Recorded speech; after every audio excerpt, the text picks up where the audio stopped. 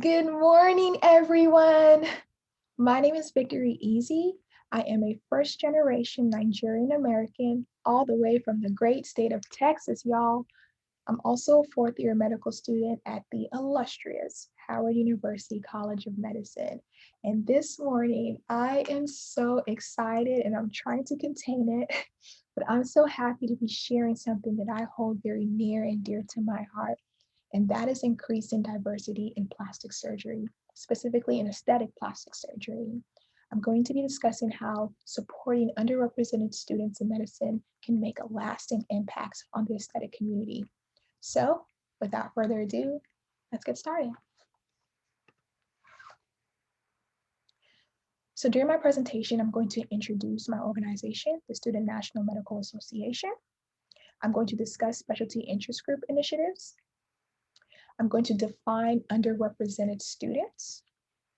We're going to get into the nitty-gritty of how bad the diversity issue has gotten.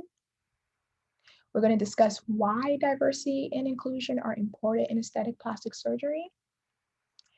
I'm going to be a little personal and vulnerable and share my story. And last but not least, we're going to discuss how the aesthetic society and industry partners can get involved. Alrighty.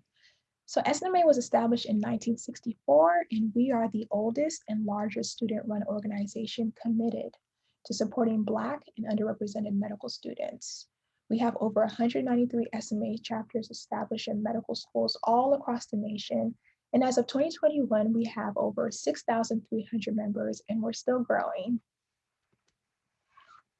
So very similarly as to what's happening today, in 2020, our leadership and board of directors met to discuss the trajectory and direction of our organization. And what came out of that meeting was the Snma Specialty Interest Group initiative. And it was established to help address racial disparities among healthcare providers by increasing resources, mentorship, opportunities, and scholarships for underrepresented medicine students. The overall goal was to increase diversity and inclusion in the subspecialties. Now, when I was appointed the liaison of the Plastic and Reconstructive Surgery Interest Group, I knew I had my work cut out for me. At that time, we had the least number of members, the least amount of interest, and honestly, our diversity statistics were horrendous. But hey, like I said, I'm very passionate about this, and with a little bit of work, effort, and help over the past year, drum roll please, yes, we have grown to 144 members. We started at 40, so that's pretty impressive. I think what I'm most excited about is the fact that originally only 8% of our membership was excited about aesthetic plastic surgery, and now we're up to 30%.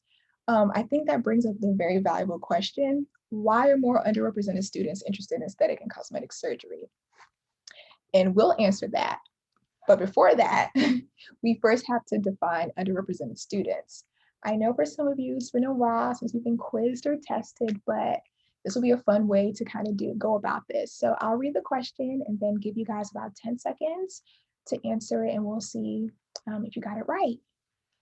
Underrepresented in medicine means those racial and ethnic populations that are not adequately represented in the medical profession relative to their numbers in the general population. Which of the following groups are considered underrepresented? And these are select all that apply. A, Black or African American. B, Hispanic or Latino. C, Asian. D, Native American. Or E, Pacific Islander. So I'm going to put like 8 seconds on the clock and give you a little time to think about it, and then we'll move on.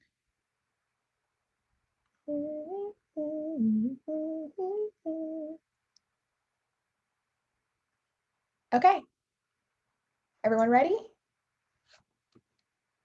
If you chose A, B, D, and E, you are correct. These are the ethnic groups that the AAMC defines as underrepresented. Okay, so back to the big question. What factors are increasing underrepresented in medicine students' interest in aesthetic surgery? Well, I took a poll and these are the top 5 answers. First of all, everyone's doing it. It has become so popular in our society, in the media. It's on Instagram and TikTok and Twitter. We see it on TV with shows like Dr. 90210 and Botched and Extreme Makeover. I mean, there was a time where, in the Black community, there's a saying, Black don't crack. And now all of a sudden I'm having aunts and uncles and cousins and grandparents call me asking about Botox and Dysport and fillers. So it's truly amazing to see how popular cosmetic procedures have become in our communities. The second thing was the autonomy that plastic surgeons tend to have. We see that aesthetic plastic surgeons choose the kind of procedures they want to do. They choose the aesthetics of their practice. They choose how much they want to work. So that freedom is very alluring. Third would be the lifestyle. I personally would love to have a great work-life balance. I want to be able to be an awesome surgeon, but also an amazing mom and wife someday. So that's definitely what draws me to aesthetic plastic surgery. The financial reward, we all want to be able to feed our family and take care of ourselves. So that's also a very big reason why more students are interested. And last but not least, job satisfaction and security. You bet your bottom dollar that when I'm done with medical school and residency, training and fellowship, I want a job waiting for me. And with the popularity of plastic surgery just increasing, I know that I will definitely be able to find a job as an aesthetic plastic surgeon. So these are the top 5 reasons why more and more minority students are interested in aesthetic and cosmetic surgery as a profession. Okay, so here's the big question, and we know that diversity, inclusion, equity are huge topics in medicine at this time. And I do think it's a fair question to ask, how bad is diversity issue in aesthetic and plastic surgery?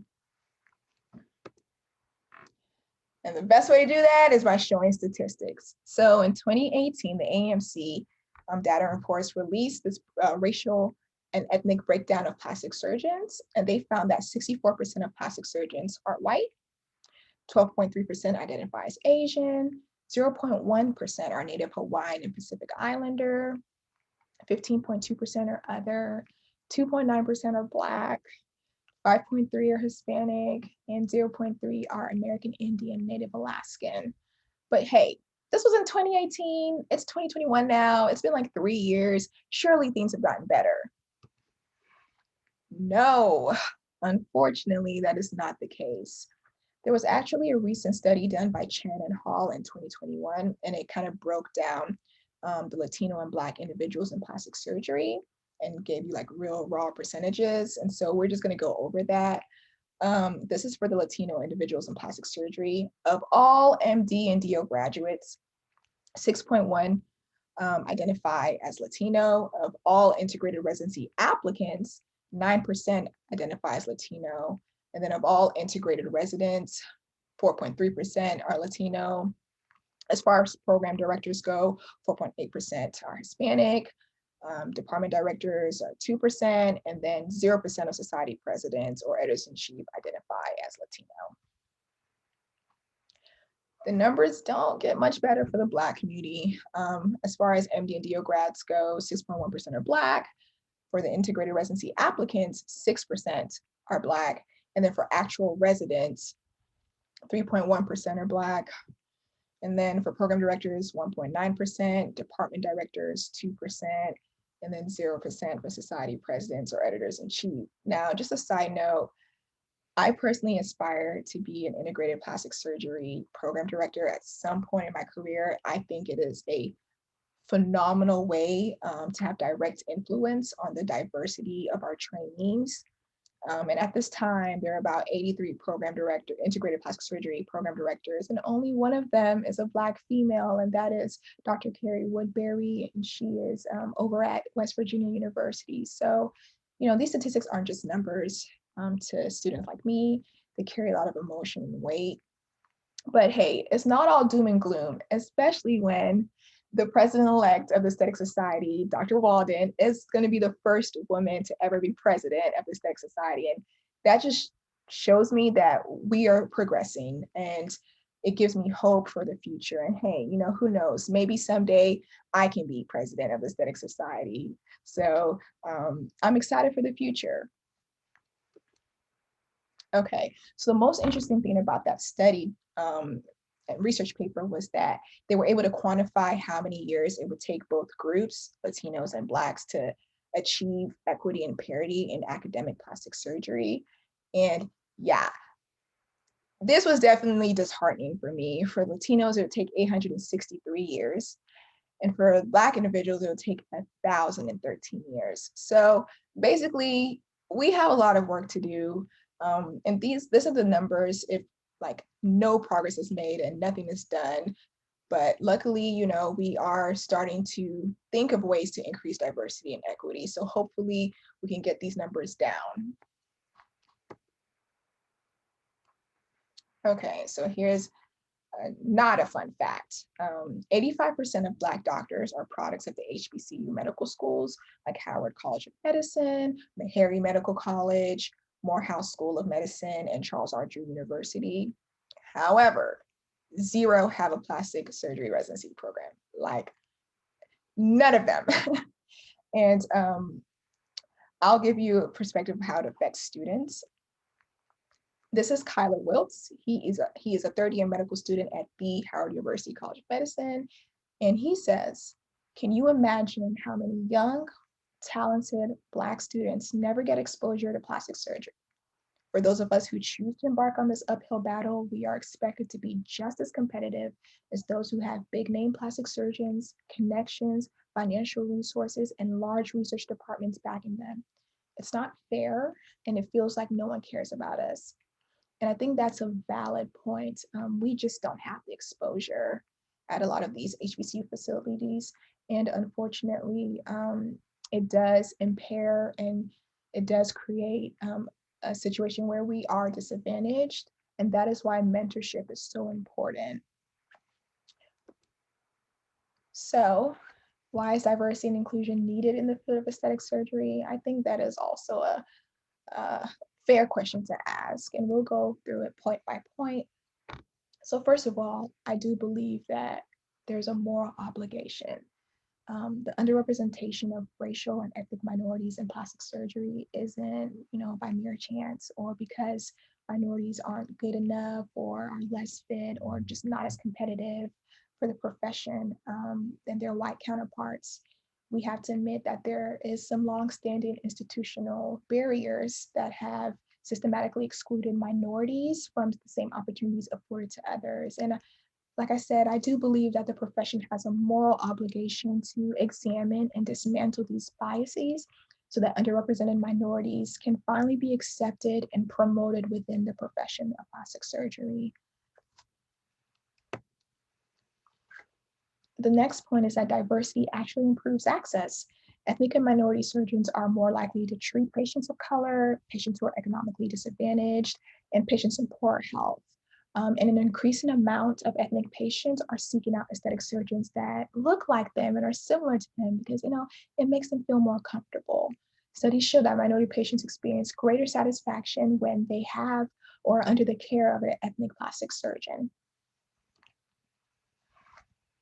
Diversity also fosters innovation. At this time, most participants in plastic surgery clinical studies are Caucasian.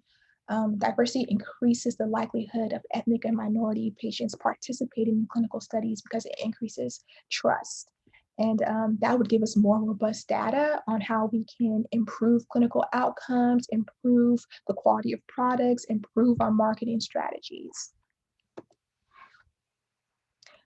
Last but not least, and probably the most obvious, there is such a high demand. In 2020, patients spent more than $9.3 billion on cosmetic procedures. And when they did the ethnic breakdown of cosmetic procedures, Hispanic population was responsible for 1.9 million procedures, and the African American community was responsible for 1.7 million procedures. Those two ethnic groups alone are responsible for 25% of all cosmetic procedures in the US. What that means to me is that if we are able to invest and support and lift more Black and Hispanic aesthetic plastic surgeons, then we're going to get more Black and Hispanic patients, and that'll bring an increased number of procedures and revenue at the end of each fiscal year. So it sounded like a win-win situation for everyone. Okay, I've given you the numbers, the stats, and now I think it's important to share my personal story. At the age of 8, I realized that I wanted to be an aesthetic plastic surgeon. Like I mentioned before, I am a first generation Nigerian American. My father is Nigerian, and he really wanted me to not lose track of my heritage. So we took a trip to Nigeria, and it was in Nigeria that I met a young girl, and her name was Adana. And Adana was born with a cleft lip, and she was very timid, very shy, and very insecure. She thought she was ugly. And I remember at this time we were 8 years old. I remember her telling me that she didn't want to be alive, that she didn't want to wake up in the morning. And it's crazy to think that an 8-year-old would be suicidal, but that's how much her appearance affected her. She had family members that wouldn't hug her or kiss her or hold her because of how she looked. And within that culture, it was seen as a punishment for either you being an evil person in your past life or you coming from a bad family. And so her whole life, every area of her life was affected just because of how she looked. And I remember when we got home, I had asked my mom, and I said, what kind of person fixes people like that? What kind of person makes people feel whole and makes people feel beautiful? And that was the first time I heard the words plastic surgeon, and I ran with it. And I would soon discover that as a Black woman, society would place limitations on me. At the age of 10, my mother had registered me in a daycare program because she had to pick up an extra job since my father was away at school. And it was for low socioeconomic status families and minority families. And so they were having a career fair, and they were bringing, a career day, and they were bringing different kind of professions to speak to us. And I was so excited. I thought that I was finally going to meet a Black doctor. And that day, I got dressed and I went in, and what happened was that they had 4 speakers, and one was a vending machine stocker, one was a hotel cleaner, they had like a truck hauler, and then the last person was a receptionist. And I just remember, and there's nothing wrong with those professions, but I think that was the first time I became cognizant of what society thought I could eventually be. And it definitely resonated with me, but I refused to give up on my dream. And so I persisted. I ended up going to high school, and Mansfield High School. And my high school had the notoriety of being the last institution to be desegregated in all of America. So that kind of puts into perspective the racial climate that I was thrown into. And so my high school had a very amazing program that basically allowed you to apply and interview into like an academy prep your junior year, and it would place you on a career track, and you would take classes specific to that career. And so I knew I wanted to be a doctor, I wanted to be a plastic surgeon. And so I knew that the first 2 years I had to be well-rounded. I had to prove my worth. I had to show them that I was good enough, that I could be a doctor. And so anything I did, I tried to be the best. I was on varsity track. I set records for the track team. I was in the Glee Club. I was I was an anatomy club. I was in anything yearbook club, anything you could think of, I was in it, and I was working hard because I just wanted people to believe in my dream as much as I did. And so junior year came around, and I was finally able to interview. And I remember walking into the guidance counselor's office, and I sat down and I said, I want to interview for the medical track. I want to be a plastic surgeon. And I'll never forget her face. She got up and she closed the door, and she sat back down and she said, oh, bless your heart. And for those of you who aren't Southern, when someone says bless your heart, it is a polite insult. And whatever is coming next is going to do some damage. And so she told me that, she said, Victory, I like you. You're a great kid. So I want you to set realistic goals. And that's when I realized, okay, she doesn't think me being a doctor is realistic. And she said, I think you would be a better fit for our nursing track. And I was devastated. I mean,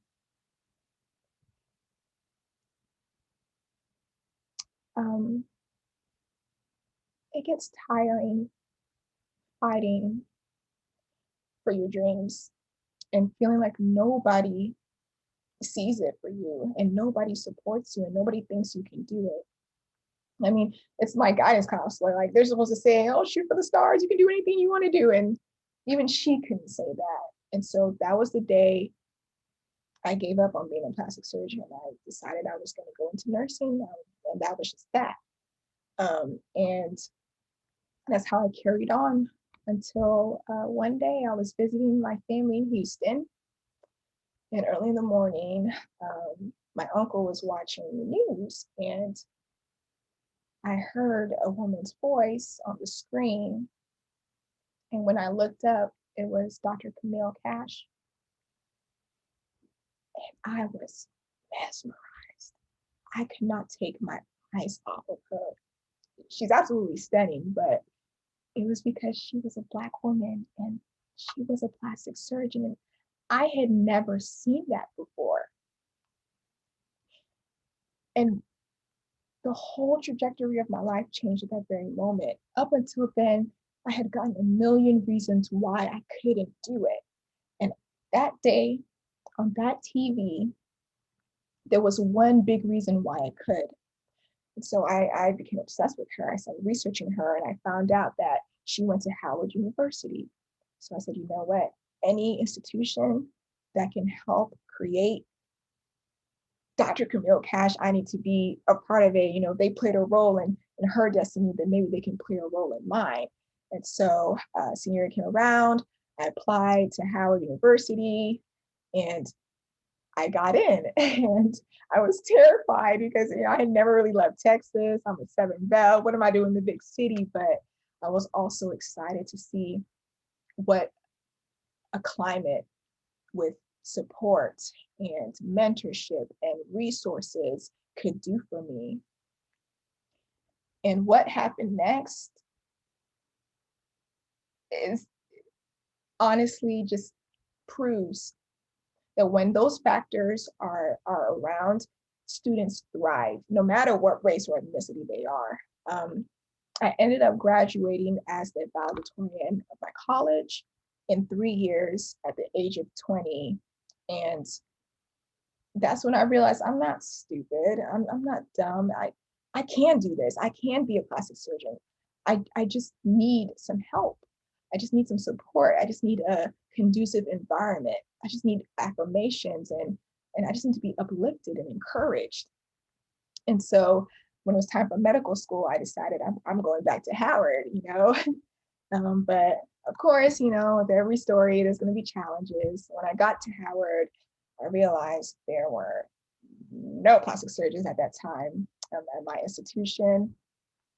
And we actually didn't have a home program. So no plastic surgery research, no procedures. Like, it was horrible. I felt defeated once again. And I wasn't sure if I could match into plastic surgery. And so once again, I was in a position where I had this passion, I had this desire, but it didn't seem possible until I met Dr. Stephen Baker, and he's the program director at Georgetown. And just from the start, he really took a liking to me, and he was just so supportive. And he sat me down, we had meetings, he told me what I need to do, he got me on some research projects. It just was a mentor, uplifted me, encouraged me, gave me direction and guidance, and I was put back on track. And I felt so supported, and that truly made a difference. So that's a little bit about my own personal journey, and that's why I am so passionate about increasing diversity in plastic surgery and mentorship and helping underrepresented students, because I know personally the difference they can make. So, final question. How can the aesthetic society and industry partners help? Well, I used to ask, oh, we need scholarships and mentorship and research and networking, but I realized that the biggest thing that anyone can do for us, for our cause, is to be an ally.